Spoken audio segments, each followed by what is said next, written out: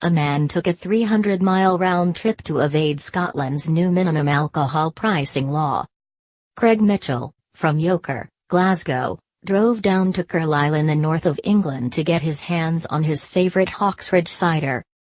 In Scotland, the beverage jumped from £2.15 for a 2-litre bottle to £5.75 following the introduction of the controversial legislation. Now, a 50p minimum price per unit is in place. The move has effectively banned cheap deals on booze in Scotland. But Craig, 29, swerved the law by driving to Asda in Carlisle on Monday and purchasing 50 bottles of Hawksridge. Craig spent about £100 and saved £180 in a purchase he described as a get-it-up-ye to the new pricing in Scotland. "It was more of a get-it-up-ye to be honest," he said. "They can't take our alcohol off us. I just got over the border and typed Asda into my phone.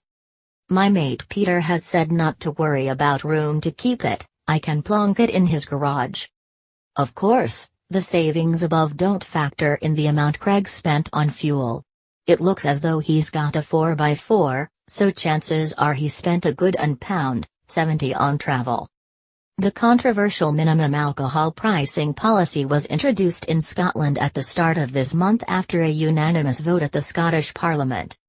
The 50p cap was backed by Health Secretary Shona Robison and Holyrood's Health and Sport Committee.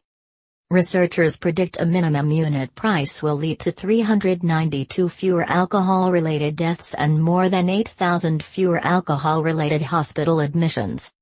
The decision, though, is not without opposition. Alcohol company bosses are among those against the legislation. And it is divisive. More upmarket alcohol is essentially unaffected by the move. It is cheaper drinks, such as cider and low-cost lager, which have risen in price. Some stronger ciders have gone up by as much as £6-7 per bottle.